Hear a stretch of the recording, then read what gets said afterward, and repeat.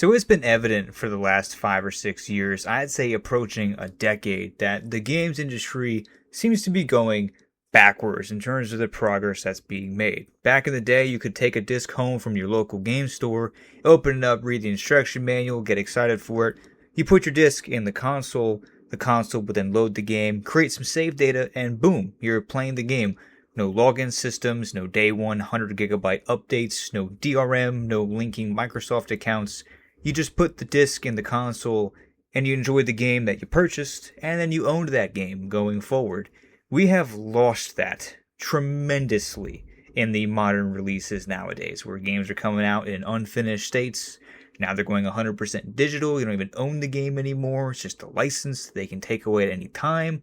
You're not even guaranteed that the game is going to run very well because they don't need to do any quality assurance because they can just patch the game over time. So you're effectively paying for an alpha or a beta test.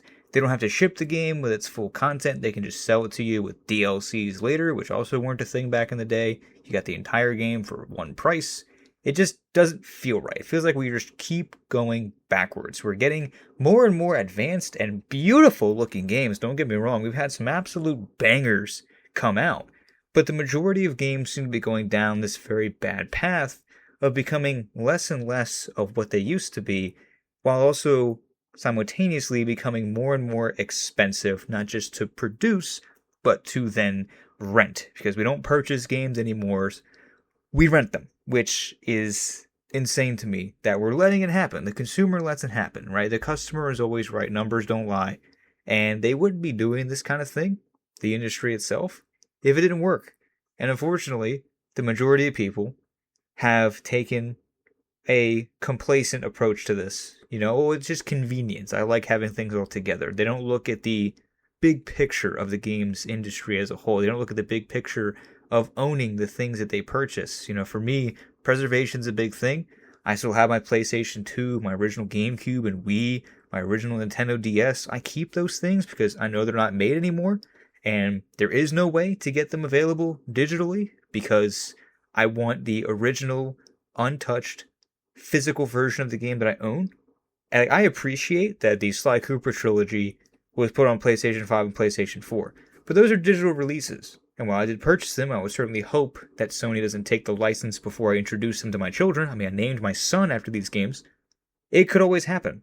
And that's why I have the PlayStation 2 and my PlayStation 3 as a backup for other ways to access the original Sly Cooper trilogy. And that's what no one's really realizing, is that this isn't about if, it's when the industry decides that you no longer purchase games, even digitally. You just rent them.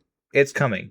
The next Ghost Recon game could be a subscription-based game. You don't even get to play it unless you're giving them $15 a month for the license to play it. It's literally just a license fee. At least we'll be at the point where we are leasing video games like you would lease a new Lexus at your local car dealership. You don't own the car, you just lease it for a year or two, and the dealership says it's time to give it back. Here's your next one. You can say, well, I like this car, I want to keep it.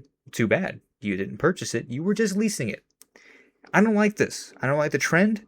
I don't think it's good for the games industry. I don't think it's good for the consumer. And it's a real shame because I love video games. I love enjoying them.